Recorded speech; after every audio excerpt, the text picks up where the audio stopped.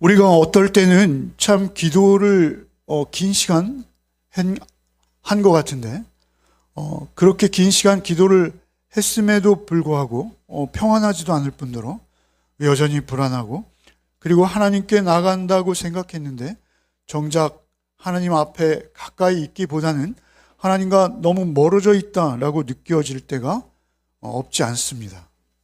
왜 그럴까요? 이유가 뭘까요? 그 이유는 대부분 단순하고 굉장히 본질적인 이유입니다. 기도할 때 하나님 앞에 내가 감히 설 수 없는 존재라는 내 모습과 하나님이 어떤 분이신 것을 우리가 의식하지 않기 때문일 수 있습니다. 마치 기도할 때 자판기 앞에 서 있듯이 그렇게 우리가 그 시간을 인식할 수 있다는 것이죠. 습관적으로 그냥 기도한다는 것이죠. 오늘 이 시편 143편은 우리에게 기도 잘하는 법을 가르쳐 주는 게 아니라 기도할 때 내가 하나님 앞에서 어떤 존재이며 하나님 앞에 어떠한 태도로 하나님 앞에 나가야 될 것인지를 우리에게 교훈하고 있습니다. 먼저 2절을 한번 같이 읽겠습니다. 2절 읽겠습니다. 주의 종에게 심판을 행하지 마소서. 주의 눈앞에는 의로운 인생이 하나도 없나이다. 2절에 주의 종에게 심판을 행하지 마소서 이렇게 시작하죠. 주의 눈앞에 의로운 인생이 하나도 없나이다 이렇게 말합니다. 다윗이 특별히 죄를 많이 지었거나 특별히 더 심각한 죄인이다 라는 이야기는 아닙니다. 그가 지금 고백하고 있는 것은 무엇입니까? 사도 바울의 말씀처럼 의인은 없나니 하나도 없는 그 인간의 존재에 대한 인식입니다. 사실 우리의 평범한 우리의 기도는 이렇게 시작되죠. 하나님, 우리의 기도의 본론은 이겁니다. 이 문제를 좀 해결해 주십시오. 아니면 이 상황을 좀 바꿔주시고 역전시켜 주십시오. 이런 기도들을 우리는 대부분 하고 있다라는 것이죠. 그런데 다윗은 종에게 심판을 행하지 마십시오. 이렇게 기도하고 있어요. 심판을 행하지 마십시오. 가장 큰 위기는 원수가 아니라 자신의 문제라는 것입니다. 자신의 문제를 인식하고 있어요. 주의 앞에 의로운 인생이 하나도 없나이다 라고 이렇게 말하는 것에는 어떤 변명도 없습니다. 어떤 자기 합리화를 하려는 의도도 없습니다. 그냥 하나님 앞에서 자기의 있는 그대로의 모습을 인정하는 것입니다. 나는 죄인입니다가 기도의 시작이라는 것이죠. 심판을 행하지 말아 주십시오가 기도의 시작인 거예요. 1절을 한번 읽겠습니다. 다윗의 시. 여호와여 내 기도를 들으시며 내 간구에 귀를 기울이시고 주의 진실과 의로 내게 응답하소서. 다윗이 특별히 어떤 상황을 모면하거나 문제를 해결하기 위해서가 아니라 하나님 앞에 구하는 요점은 무엇입니까? 하나님의 성품에 의지하는 것입니다. 하나님의 성품에 의지하는 거예요. 하나님의 속성이라고 하죠. 하나님께서 어떠한 분이시기 때문에 내가 기도한다라는 것입니다. 어떠한 분이시라는 거죠? 하나님의 성품이 진실과 의로우신 분이라는 것입니다. 여기서 진실하다, 에무나라는 이 단어는 어떤 에메트인데 단순히 거짓이 없다 이런 단어의 의미보다는 기도에서 이렇게 하나님의 진실함을 붙드는 것은 하나님은 언약하시는 하나님이실 뿐만 아니라 그 언약을 반드시 지켜내고야 마시는 하나님이시라는 것입니다. 언약을 반드시 지키시는 하나님, 진실하시다. 그리고 또한 의로우시다라는 것이죠. 의로우시다라는 것은 하나님은 우리를 불의와 의로 나누시는데 정확한 분이시다라는 것입니다. 하나님의 성품은 옳고 그름에 오차가 없다는 거예요. 그래서 공평하시다는 거예요. 그 진실하시고 의로우신 하나님의 성품에 근거해서 자신의 기도에 응답해 달라는 거예요. 하나님이 어떤 내게 유리한 방식으로 나만을 위해서 움직이시는 분이 아니라는 것입니다. 하나님은 하나님 고유의 성품을 가지고 계시고 그 성품대로 언약에 따라서 응답하시는 분이시라는 것을 알기 때문에 그 하나님의 존재 앞에 내가 기도로 나갈 때 하나님의 성품을 붙들고 하나님을 의지해서 나가는 거예요. 하나님이 무조건 내 편이 되어 주십시오가 아닌 거예요. 굉장히 중요합니다. 그러니까 내 존재를 먼저 깨닫고 하나님의 성품에 의지해서, 그러니까 기도의 응답은 결국 내 자격이나 어떤 조건, 내가 어떠함으로 인해서 기도가 응답되는 게 아니라는 것입니다.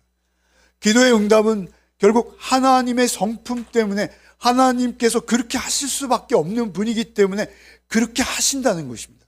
그렇게 하심으로 인해서 내 기도가 자연히 하나님의 언약 안에서 성취되어지고 응답되어질 수밖에 없다라는 것을 다윗은 잘 알고, 그것을 전제해서 하나님 성품 때문에 응답하실 줄 믿습니다로 나가는 것입니다.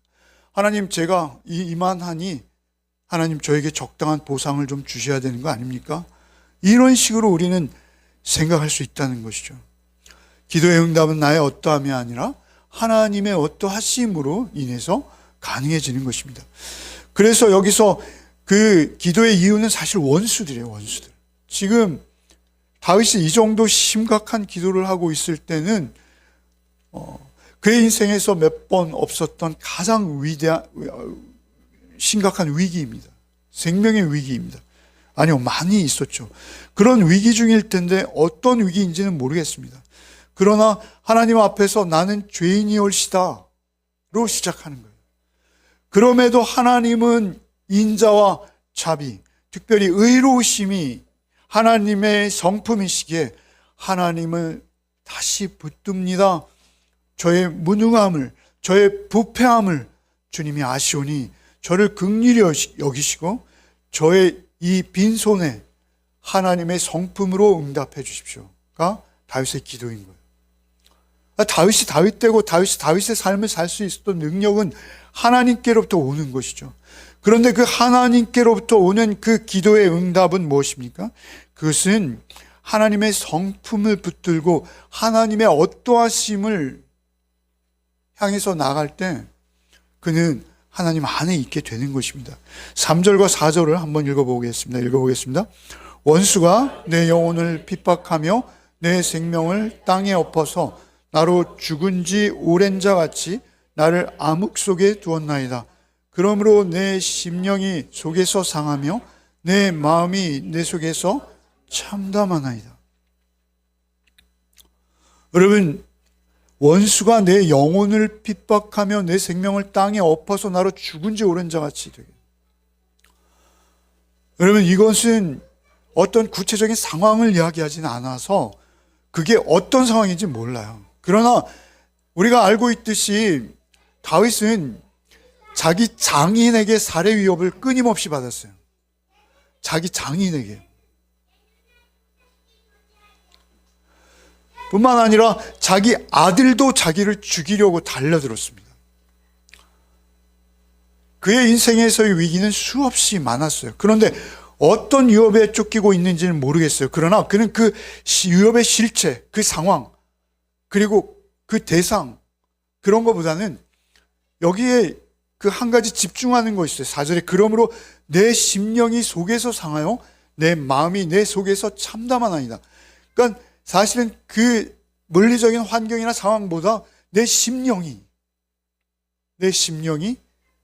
상해서 이미 죽은 자 같이 되었고, 하나님은 너무나 멀리 계신 분이기 때문에 하나님을 의식할 수도 없는 상황이 되어버렸다라는 것이죠. 그 상황이 중요한 것이 아니라 그 상황에 놓여 있는 자신의 영혼이 하나님 없는 분처럼 된 거예요. 하나님이 계시지 않은 것처럼 그렇게 되어버린 것이죠. 새로운 전략이나 외부적인 힘을 구하는 것이 아닙니다. 그는 하나님이 계시지 않은 것 같은 자기의 영혼을 붙들기 원하는 것입니다. 그런데 그 참담함 속에서 주저앉지 않을 수 있었던 이유는 무엇입니까? 그것은 하나님을 기억하는 거였습니다. 그가 하나님을 기억하는 거예요. 5절로 6절을 한번 읽어보겠습니다. 같이 읽겠습니다. 내가 옛날을 기억하고 주의 모든 행하신 것을 읊조리며 주의 손이 행하는 일을 생각하고 주를 향하여 손을 펴고 내 영혼이 마른 땅같이 주를 사모하나이다. 그 위기, 그 영혼의 위기, 절박한 위기, 이미 죽은 자같이 되어서 땅에 들어가는, 세월에 들어가는 그러한 느낌이에요. 자신의 영혼은 이미 하나님과 단절되어진 멀리 계신 것 같은 느낌. 그 느낌 속에서 그가 붙들은 영적인 무기가 있어요. 무기가 있어요. 위기 가운데 그가 붙든 것은 무엇이었냐면 놀랍게도 기억이었습니다. 기억. 여기 뭐라 하십니까? 모든 행하신 것을 읊조리며, 행하신 것, 지금까지 자기의 인생 생애 중에서 하나님이 자기에게 행하신 것들을 기억하기 시작하는, 다시 과거를 돌아보는 거예요. 그 위기 속에서 과거를 돌아보는 거예요. 작전이나 전략이 아니었어요. 그냥 하나님이 행하신 것, 하나님이 행하신 것. 우리 시기로 하면 뭐요? 묵상한 거예요. 묵상. 큐티한 거예요. 큐티.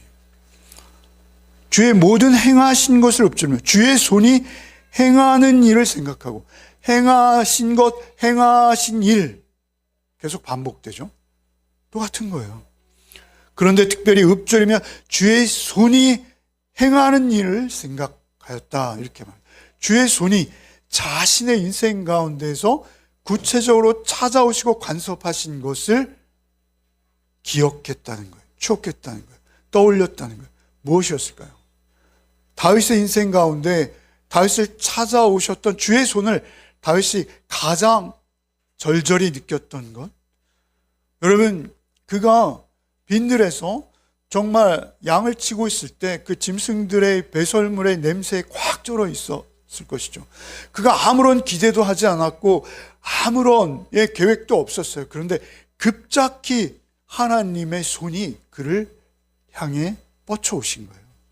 사무엘이 왔을 때 형제들도 다윗을 다 따돌렸고 심지어 아버지조차도 그를 없는 자식처럼 여기고 있는 그 상황에서 하나님의 손이 사무엘이라는 어떤 한 하나님의 사람을 통해서 다윗에게 뻗어오고 있었다는 것이죠. 그 하나님의 손을 생각하는 것이죠. 그것은 단순한 능력이 아니라 하나님의 성품인 거예요. 하나님은 그 빈들에서 아무 보잘것없는 양치기에 불과한 그가 하나님을 의지하고 있었고 하나님을 바라보고 있었던 것을 주목하셨는지 모르겠어요. 그러나 하여튼 그 초라한 그에게 손을 내미신 거예요. 사람들은 외모를 보지만 나는 중심을 본다. 네 중심, 네 마음을 본다. 네 마음이 나에게 너무 귀하고 귀하단다. 손을 뻗어오신 거예요. 그런가 하면 여러분, 그가 골리앗과의 싸움에서 이길 수 있었던 이유는 무엇일까요? 그가 이긴 이유는 하나예요. 그가 전투에 준비되거나 뭐 어떤 그런 게 있는 게 아니에요.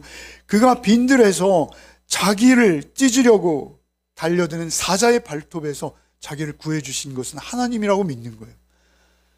자기가 빈들에서 사자보다 곰이 무섭다 하죠. 그 엄청난 곰이 앞발을 들 때 그 발톱에서 자기를 구해주신 것이 하나님이라고 믿고 있는 거예요. 그래서 저 골리앗으로부터도 나를 지키실 뿐만 아니라 하나님의 이름으로 내가 달려갈 때 하나님은 나에게 승리하게 하실 수 있는 분이셔. 하나님의 손이 다윗을 붙들고 있었던 거예요. 다윗의 평생은 그런 식이었어요. 여러분, 다윗이 얼마나 많이 죽을 뻔했습니까? 장인이 창을 들어서 벽에 꽂으려고 했죠. 자고 있는데 역시 또 찌르려고 했죠. 미갈 때문에 여러분 성벽을 타고 내려와서 겨우 목숨을 구하지 않았습니까? 그런가 하면 사위를 잡아서 완전히 죽이게 되었다라고 여겼던 적이 2번이나 있었어요. 그럼에도 그의 성품과 그의 인격은 정말 하나님을 닮아 있는 것 같아요. 어떻게 그렇게 반응할 수 있는지요? 그러한 모습들 속에서 그는 다 하나님의 손을 느꼈을 거예요. 하나님의 손이 나와 함께 하시는구나. 하나님의 손은 하나님의 인격이요, 하나님의 성품이요, 하나님의 속성인 것입니다. 그 하나님이 지금 나와 함께하고 계시는구나 라는 것을 그가 의식했기 때문에 그 위기들을 벗어나는 거예요. 여러분, 저는 제일 놀라운 것은 무엇이냐면 다윗성에서 밧세바와의 사건입니다. 어떻게 그런 사건 속에서 다시 일어설 수 있을까요? 한두 가지 죄가 아니잖아요. 그런데 하나님께서 나단이라는 사람을 보내주시는 거예요. 하나님의 손이 다윗을 찾아오시는 거예요. 그리고 그 인격과 성품으로 다윗을 다시 일으켜 주시기 시작하는 거예요. 그를 정죄하고 그를 심판하시고 그를 버리셔도 아무 하나님의 잘못은 없는 거예요. 그럼에도 불구하고 하나님은 나단을 통해서 다윗을 찾아오시고 돌이키게 하시는 거예요. 다윗을 돌려 세우는 것, 그 깊은 수렁에서도 그를 끌어올리시고 다시 세워주시는 하나님의 손. 여러분, 그 압살롬이 자기를 죽이려 할 때도 사사건건 그 모든 사건의 실체는 결국 하나님의 손길들이 나를 살려내셨다는 거예요. 하나님의 손길들이 나를 살려내셨다. 오늘 내가 여기 있는 것은, 내가 지금 기도할 수 있고 기도하고 있는 것은 하나님의 손에 간섭하십니다. 그런데 이게 다윗의 이야기만은 아니라는 것이죠. 여러분, 이건 다윗의 이야기만이 아닙니다. 여러분, 사실 이 이야기는 제 이야기입니다. 제 이야기. 그리고 여러분 모두의 이야기입니다. 여러분, 저는 제가 지금 여기 서서 설교하고 있는 것조차도 저는 믿을 수가 없어요. 저는 얼마나 많이 포기하려고 했고, 얼마나 많이 돌아서려고 했고, 얼마나 많이 내려놓으려고 했는지 모릅니다. 그러나 그때마다 하나님의 말씀으로, 하나님의 역사로, 하나님의 손길을 느꼈기 때문에 이 죄된 모습 속에서도 이 비틀어 나가려고 하는, 그리고 내 멋대로, 내 마음과 내 계획대로 나의 색깔을 덧입히려고 할 때마다 하나님께서 오셔서 다시 말씀으로 나를 세우시고 말씀으로 나를 붙드시는 하나님의 손이 없었다면 저는 이 자리에 없습니다. 여러분도 마찬가지이십니다. 여러분이 이 자리에 있을 수 있는 이유는 무엇입니까? 하나님이 여러분의 마음을 그때 붙들어 주신 거예요. 그때 붙들어 주셔서 하나님의 손이 있기 때문에 여기 있는 거예요. 그래도 나는 좀 괜찮은 사람이야, 이런 게 아닙니다. 여러분, 괜찮은 사람은 없습니다. 의인은 없으니 하나도 없습니다. 오직 우리는 하나님의 손만을 바라보고 있는 것입니다. 여기 오늘 본문에 뭐라 말씀하십니까? 그러므로 내 심령이 속에서 상하여 내 마음이 내 속에서 참담하나이다 라고 고백하던 그 다윗이 6절 한번 다시 읽어봅시다. 6절 한번 읽어봅시다. 주를 향하여 손을 펴고 내 영혼이 마른 땅같이 주를 사모하나이다. 하나님의 손이 나왔죠. 그리고 다시 손이 또 나오죠. 손이 두 번씩 나와요. 그 하나님의 손을 보고 자기도 손을 뻗어 가는 거예요. 뻗치는 거예요. 그때마다 나를 일으켜 주셨던 하나님. 여러분, 뭐가 떠오르세요? 하나님이 우리의 역사에 가장 가까이 찾아오셨고 개입하셨던 하나님의 손이 무엇일까요? 예수님입니다. 예수님의 손입니다.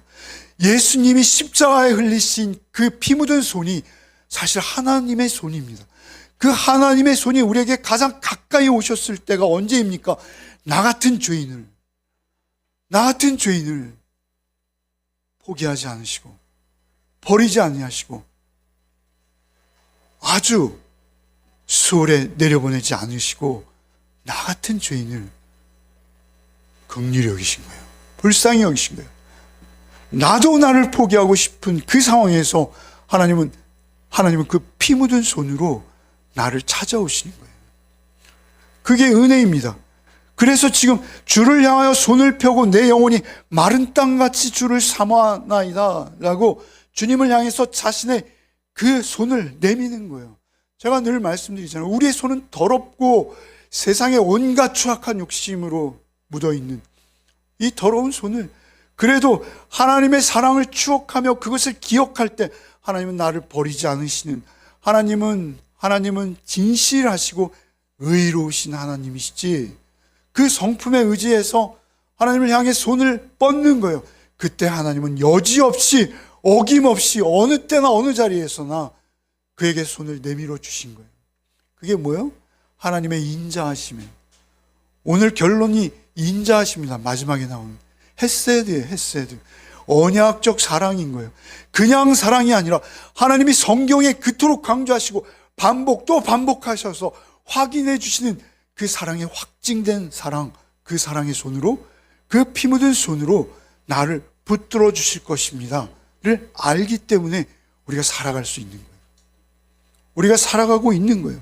번번이 다시 일어설 수 있도록, 나를 새롭게 시작할 수 있도록 그 손길이 없었다면 우리는 지금 여기에 한 사람도 없었을 거예요. 우리가 여기에 있는 이유는 무엇입니까? 완전히 믿음을 버리지 않도록, 그 절망 속에서도 다시 예배의 자리로 나올 수 있도록, 그 죄 가운데서도 하나님께서 우리의 마음을 돌이키시는 하나님의 그 은혜의 피 묻은 손이 없었다면 우리는 아무도 살아갈 수 없습니다. 하나님 앞에 하나님의 자녀로, 하나님의 백성으로 살아갈 수 있는 길이 우리에겐 전혀 없는 거예요. 그 손을 내밀어 마른 땅에서, 마른 땅은 자기의 심령이에요. 도저히 회복할 수 없는, 정말 가물어서 쩍쩍 갈라지는 마른 땅.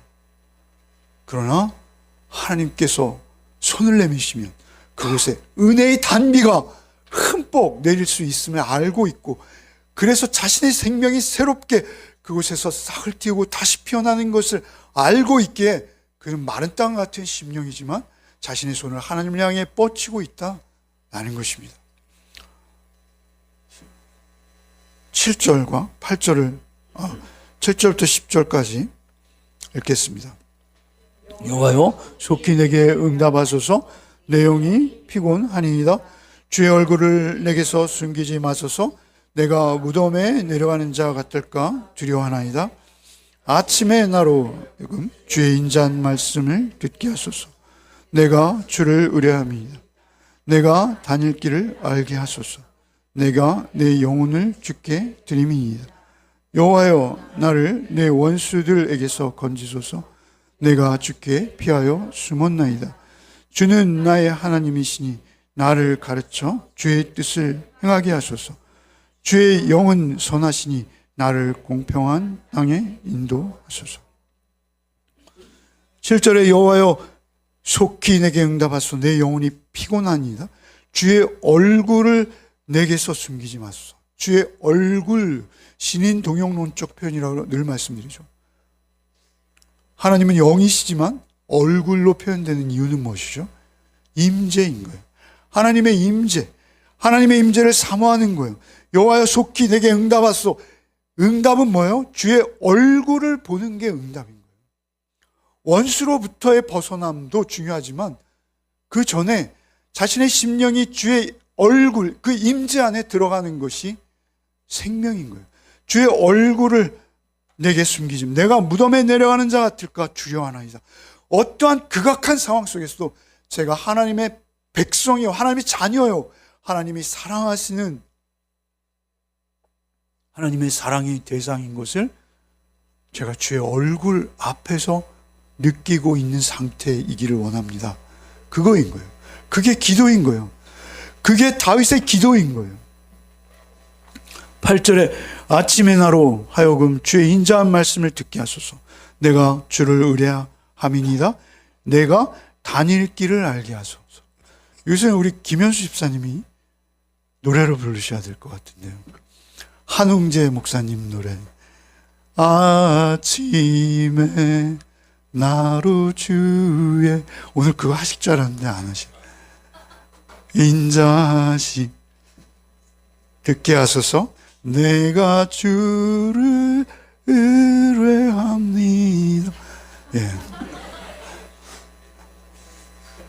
나로 주의 다닐 길을 알게 하소서. 계속할까요? 예. 내가 내 영혼을 주께 드립니다. 여기 드린다라는 히브리어는요, 두 손으로 받쳐 올려 드립니다, 이런 거예요. 들어 올립니다. 내 영혼을 주님 앞에 의뢰합니다. 아침에 나로 주의 인자하심. 아침은 저녁이 지금 밝아오고 있는 시간인 거예요. 빛이 다시 비추기 시작하는 거예요. 그 빛이 하나님의 말씀이요 하나님의 임재인 거예요. 아침에 빛이 밝아오듯이 주의 임재를 제가 다시 경험하고 그 임재 앞으로 들어가기를 원합니다. 아침은 저녁과 비교되는 거예요. 아침, 그 새벽, 유대인들에게 아침은 새벽입니다. 그 새벽에 주의 인자한 말씀을 듣게 하소서. 그 빛이 떠오를 때 주님의 말씀이 나의 귀에 생생하게 음성으로 들려오게 하십시오. 그 말씀이 들려올 때 내가 내 다닐 길을 비로소 알게 될 줄 믿습니다. 그 말씀하여 주십시오. 그 빛으로 나를 아침에 아마 밤새도록 기도했는지 모르겠어요. 어떻게 잠이 오겠습니까? 그런 상황 속에서. 그러면서 그가 간절히 기도할 때 정말 아침에 어떤 말씀으로 찾아오셨다고요? 인자한 말씀. 내가 주를 의뢰합니다. 내가 다닐 길을 알게 해서 내 영혼을 주께 드림이니이다. 예, 주의 인자한 말씀을 듣게 하소서. 주의 인자는 뭐죠? 헤세드입니다. 다시 나오겠습니다만 주의 사랑의 속삭임을 아침에 듣고 나로 시작하게 하십시오. 그 하나님의 성품을 붙들고 기도했기에 여러분 다윗은 사울을 살려줄 수 있는 거예요. 자기를 죽이려 달려든 아들의 죽음의 소식을 듣자 왜 죽였니? 나의 사랑하는 아들 압살롬아 라고 울 수 있는 거예요. 그런 심령이 어디서 도대체 다윗의 그 양면성인 것 같아요. 도대체 이중인격 같아요. 그런데 그가 그러한 심령이 될 수 있는 이유는 뭡니까? 기도의 응답인 것입니다. 하나님께서 응답해 주신 거예요. 하나님의 응답을 통해서 그는 여러분 하나님 닮은 모습이 된 거예요. 주님께서 십자가 위에서 저들을 용서해 주십시오. 저들은 저들이 하는 것을 알지 못합니다 라고 주께서 기도하셨듯이 여러분 그 놀라운 모습으로 다윗이 반응할 수 있는 거예요. 그것은 자기의 상황을 놓고 기도하는 것이 아니라 하나님의 성품 앞에서 하나님의 성품으로 나에게 지금 주의 얼굴을 비추사 나로 주와 동행케 하여 주옵소서 라고 할 때 그 사랑이, 그 인자하심이 자기에게 흠뻑 부어진 거예요. 그래서 그는 다윗의 어떠함이 아니라 하나님의 은혜로 그가 다윗이 다윗 될 수 있었다라는 것이죠. 특별히 여기에 10절에 주는 나의 하나님이시니 나를 가르쳐 주의 뜻을 행하게 하소서. 주의 뜻을 행하게 하소서. 주의 영은 선하시니 나를 공평한 땅에 인도하소서. 공평한 땅이라는 건 뭐예요? 하나님의 의의 통치가 이루어지는 땅, 불의가 발붙일 수 없는 땅, 하나님의 공의만이 풍성한 충만한 하나님의 나라, 오늘날 우리의 가정이요, 우리의 교회요, 우리가 영원히 가게 될 하나님의 나라인 것입니다. 그 공평한 땅을 지금 이야기하고 있는 거예요. 주의 음성을 듣게 하소서. 나의 다닐 길을 알게 하소서. 나의 발걸음은 주의 공평한 땅으로 인도되고 있는 것을 믿습니다 라고 기도하고 있다라는 것이죠. 특별히 여기서 주의 영이라고 하죠. 주의 영. 여러분 11절과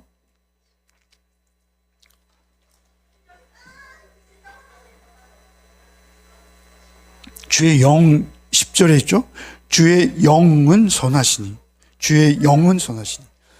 결국 주의 영을 사모했고 그 영이 임하셔서 그 인자를 알게 하시고 그 말씀을 들려주심으로 말미암아 그가 다윗의 인생을 살아가게 되어진다라는 것이죠. 우리도 똑같습니다, 여러분. 하나님의 그 십자가의 손을 느낄 때 여러분 우리는 하나님 앞에서 주의 영에 붙들리는 거예요. 성령께서 로마서 8장 말씀하시듯이 우리 안에 친히 그 영이 내가 하나님의 자녀인 것을 증거해 주시는 것입니다. 내가 하나님의 자녀인 것을 증거해 주실 때 성령이 친히 우리의 영과 더불어 우리가 하나님의 자녀인 것을 증언하실 때 우리는 끊임없이 그 사랑을 공급받아 사랑 안에서 살아갈 수 있는 거예요. 하나님 사랑 안에 있다. 내가 하나님께 그 사랑에 받아들여졌어. 나는 하나님의 자녀야. 하나님 우리 아버지셔. 그때 우리는 그러한 삶을 살아갈 수 있는 것이죠. 인자라는 단어로 시편은 끝나고 있는 거예요. 11절과 12절 마지막인데요. 한번 같이 읽겠습니다. 여호와여, 주의 이름을 위하여 나를 살리시고 주의 의로 내 영혼을 환난에서 끌어내소서. 주의 인자하심으로 나의 원수들을 끊으시고 내 영혼을 괴롭게 하는 자를 다 멸하소서. 나는 주의 종이니이다. 여호와의 주여 이름을 위하여 나를 살리시고, 주의 이름은 뭐라 그랬어요? 그 이름은 그 이름으로 불려지는 대상의 속성이라고 그랬죠. 그의 인격이라고 그랬어요. 그의 존재라고 그랬어요. 그 이름은, 히브리인들에게 특별히 그 이름은 하나님의 이름, 주의 이름, 그 주의 이름을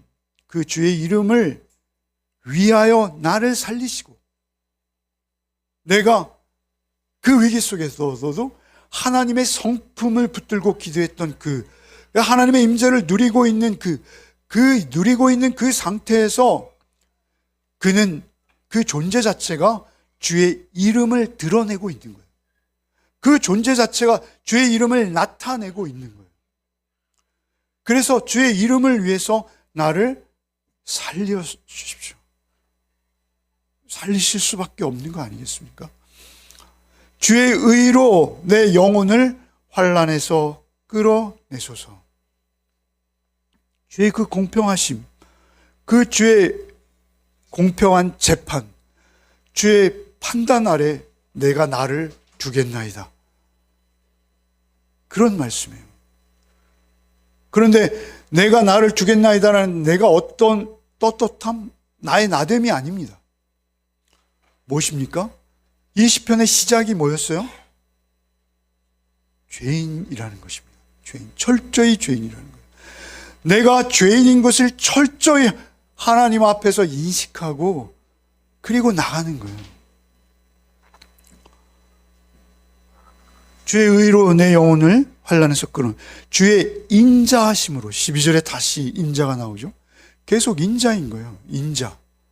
주의 인자하심으로, 그 헤세드, 언약적 사랑, 그 조건 없이 주시는 사랑, 내가 아무리 무너져도 나를 다시 찾아오시는 사랑, 나의 어떠함, 나의 가치로움을 보시고 나를 구하시는 것이 아니라 내가 형편없이 냄새나고 추하고 더러움에도 불구하고 나를 다시 새롭게 하시기 위해서 나를 찾아오시는 주의 손길, 그거인 것이죠.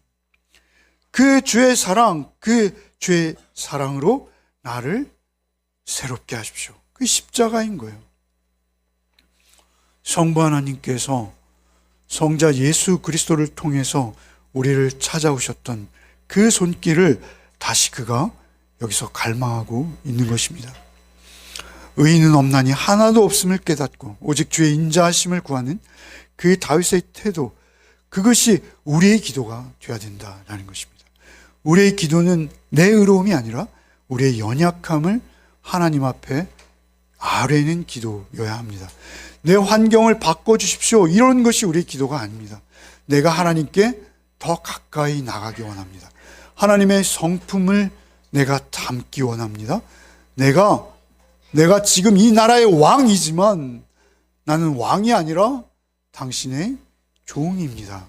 결국 이 12절에 뭐예요? 내 영혼을 괴롭게 하는 자를 다 멸하소서. 나는 주의 종이니이다. 멸하소서라는 것은요, 이건 무엇입니까? 이것은 원수를 갚아주십시오, 이렇게 들려오시면 안 돼요. 이것은 무엇이냐면 내가 하나님의 그 공의의 성품, 자비의 성품 안에 내가 하나님과 하나 되어져 있는 거예요. 그래서 그 하나님을 대적하는 자들인 거예요. 온갖 거짓과 속임과 그 대적들 가운데 내가 하나님의 성품을 따라 하나님의 성품 안에 있사오니 주여 나를 받아주십시오. 나는 주의 종입니다. 아까 8절에 이렇게 했죠. 내 영혼을 주께 드립니다. 드립니다라는 게 낫사 하거든요. 이 재물을 제사장들이 들어서 핏덩어리를 올려드리듯이 자신의 영혼을 하나님의 성품, 하나님의 인격, 하나님의 존재, 그 공의로우시고 사랑이신 하나님 앞에 올려드립니다. 그렇게 나는 주의 종입니다라는 거예요. 종이라는 건 뭐예요? 종이라는 것은 주인의 말을 절대적으로 알아듣고 그 말에 복종하는 거예요. 그 말에 순종하는 게 종이에요. 그런데 마냥 순종할 뿐만 아니라 놀라운 것은 하나님께서는 그 순종하는 종을, 과거의 노예의 주인은요, 종에게 먹을 것, 입을 것만 주는 것이 아니라 그의 모든 안전과 그의 생활을 다 책임져 줘야 됐습니다. 하나님의 종이라는 거예요. 하나님의 종. 하나님의 종입니다. 나는 철저히 하나님의 보호 속에 있죠. 라고 말하고 있는 거예요. 자기가 그렇게 정직한 자리에서 하나님과 동행한 삶을 살겠사오니 주님, 저를 하나님의 종으로 여겨주십시오. 하나님의 인자하심, 곧 그 사랑 안에 서게 해주십시오. 라는 것이 다윗의 기도라는 것입니다. 말씀을 맺기를 원합니다. 우리가 드릴 기도는 무엇일까요? 우리가 드릴 기도는 무엇일까요? 우리가 드릴 기도는 이런 것입니다. 주님, 저는 감히 주님 앞에 설 수도 없는 죄인입니다. 그러나 주님은 저를 사랑으로 받아주셨고 제가 지금도 그 사랑 안에 있음을 믿습니다. 주님, 제가 오직 그 사랑 안에 이 한 주도 살아가게 하여 주시옵소서가 여러분의 기도가 되시기를 바랍니다. 하나님은 우리를 고쳐서 사랑하는 존재로 만들기 원하시는 게 아닙니다.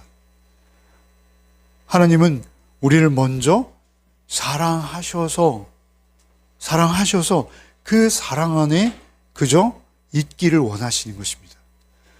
그 하나님의 인자하심 안에 그냥 있으면 되는 거예요. 다른 뭔가를 하려고 하실 필요가 없어요. 그냥 그 사랑 안에 머무는 한 주가 되시기를 바랍니다. 그러면 하나님의 성품과 하나님의 인격이 여러분의 삶을 통해서 흘러나오시게 될 줄 믿습니다.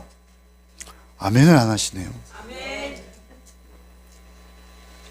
한 주간 그 사랑 안에 머무십시오. 아멘. 그 사랑을 먹고 마시십시오. 아멘. 그 사랑 안에서 끊어지지 마십시오. 그 사랑이 우리를 한 주도 인도해 주실 줄 믿습니다. 주님 앞에 설 수 없는 우리를 주의 손을 내미사 그 피 묻은 십자가의 사랑으로 우리를 붙들어 주심에 감사를 드립니다. 주의 영으로 우리가 주의 사랑 안에 머물기를 원하오니 주의 인자하심으로 이 한 주도 우리를 먹이시고 마시시고 우리를 살게 하여 주시옵소서. 예수 그리스도 이름 받들어 기도하옵나이다. 아멘.